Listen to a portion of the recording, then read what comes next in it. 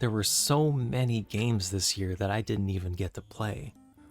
Alan Wake, Cyberpunk Phantom Liberty, Mario Wonder, Pikmin 4, Pentiment, Final Fantasy 16, Sonic Superstars, Sonic Dream Team, and I just learned that a Sonic Forces mod came out, Sonic Forces Overclocked. So who knows how many mods I missed out on. But what I want to talk about in this video is the games that left an impression on me, and more importantly, my favorites from this entire year, with a few other thoughts along the way. So let's start with the first game.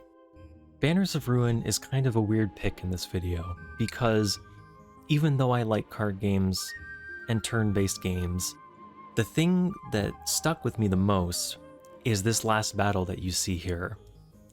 I already took out 2 of the people on the enemy team. There was a bannerman and some other guy with the lance, but what I want to tell you is that this fight was so complicated. Have you ever heard of the term order in a card game like Hearthstone? You know, like people make fun of the streamer for doing the wrong order, like they proc one thing before they should and then they accidentally debuff themselves or something, or they don't get the finishing blow because they didn't add up all the damage right. This fight was order incarnate. I can't believe how many things are layered on top of each other here. There's all the effects of the cards on the bottom. There's all the passives that are on your units and enemy units. There's all the status effects that keep stacking. Now I'm recording again because I forgot that there are certain cards that correspond to certain party members. You see that little yellow icon under the party members. That shows you which talent cards can be used only by them. And then you're also keeping track of the yellow stamina and the more valuable blue will values for every party member, so you have to divvy up the costs accordingly. This fight had enemies that kept stacking buffs based on if they change lanes or you force them into another lane. This was dozens of decisions layered on top of each other, and I thought that this fight in particular was really interesting. So even if I don't recommend this game a lot to people, this fight was memorable. If you like card games, turn-based stuff, things like Slay the Spire, give it a try. Omnibus is one of the weirder games that I played this year. It makes me think of an Adult Swim bumper, in the sense that it's low budget, a little weird, but surprisingly fun if you're in the right mood and maybe it's late at night. Complete a lot of levels with a lot of gimmicks, all while controlling a bus with literally no brakes. If you get comfortable with the controls on this bus, you could finish the game in under 2 hours. Short and sweet. Pick it up in a bundle or something. And speaking of bundles, if I ever recommend a game in this video, please do not pick it up at full price. Let's start by operating on Guybrush Threepwood rules. Never pay more than 20 bucks for a computer game. But don't we have to adjust for inflation? No. We're better than that. Take a look at this one site I like to use, gg.deals. It includes price charts. And this chart here isn't for a game that lowered its price because it did badly. No, this is one of the most successful games of this year, Street Fighter 6. Be patient long enough, and even the biggest games can get their prices chopped in half. If a deal looks good, it'll be better in a month. And by the way, make sure you disable the gray market key shops in the upper right. This next game, I'm going to let the clip speak for itself. And the shields up there are like, they'll protect you from bad moves, but I'm pretty sure I'm gonna hit this rook. Yeah, okay. There. And then when you get to floor like 4, you have to get like the queen. You can't escape her. She's everywhere.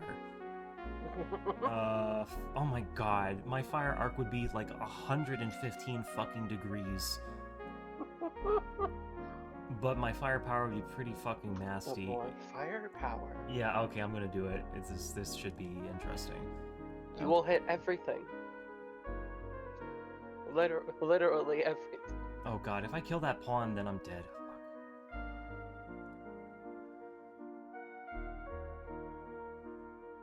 You saw that shot, right? Yeah. Holy shit! Yeah, that's I blunderbuss. was like, I know you're pointing that way, but I feel like all the way to the left is Yeah. where all these pellets should go. Yeah, that's blunderbuss. Yeah, GG. This game is amazing. I love this game. In the same vein of tactics games, the Black Pepper crew lands you in the Black Pepper Jazz Club, with the starting crew of Napoleon, Frank, Vera, and Bit. With these four, you go after bounties in town to get cash, and with this cash, you can swap in and out different party members of the same or different species with different twists on abilities that you've already been using. And you can get armor, extra weapons, and some utility items.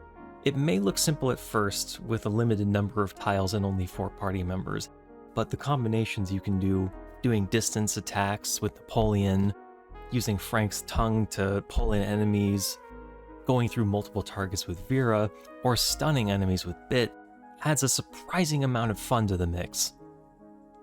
It's in early access right now, under a solo dev who's working hard. And right now, they're currently taking a break. But all I'm saying is, keep an eye on this one. It's something special. As a side note, I decided to finally play a horror game after such a long time, and had some fun playing Amnesia: The Bunker. But then I had a lot of fun playing Lethal Company with some friends. I caved in, paid $10, and yeah, I get what all the hype is about. Between those two games, OD being Hideo Kojima's next project, and the Snipperclips devs working on Crow County, a PS1 style horror game, I'm pretty interested in the future of survival horror. Getting back to what I played, I'm going to cap off this video with 4 more games that I liked. Lunistis is a low poly platformer that, while it may not have the depth that I wanted from it in the end, it's still a good platformer to play through, and it definitely has a good soundtrack. The dev has also teased the sequel, so be on the lookout for that. Terminus Zombie Survivors. Escaping a generated town with as many items and friends as I can handle scratches that zombie survival itch that I've always had. The dev has also added significant updates a few times now, so it's about time I went back and did another run. Underland is a bite-sized puzzle game that isn't too strict about how you solve its puzzles, so I felt half that I was playing a puzzle game, but half that I was messing around in a toy box, which was refreshing compared to other puzzle games. Not bad, in the end. And finally, if you've been looking at the lower left of this video, you may have been wondering, what is Gardener's Path? Gardener's Path is a delightful puzzle game that takes the ice sliding puzzle you may see inserted by devs into action games or RPGs, and then takes it a little further with a good variety of bugs and tiles that get introduced as you play more of the game. It's short, it's fun, it's not too difficult, and the soundtrack, based on me including in the video, I really liked it, and I think you'll like it too. Making this video has been a different kind of experience for me. I've always been used to editing raw footage of the games that I play, but actually having to script, speaking, and organize my thoughts like this has been really different. So if you have any feedback at all for this new kind of thing that I'm doing, then by all means, please tell me in the comments or reach out to me. That's part 1 for now. I'll organize my thoughts even more and finish part 2 next month. And at the time that this uploads, it'll be 12 hours to midnight, so Happy New Year. See you in the next video. And thanks for watching.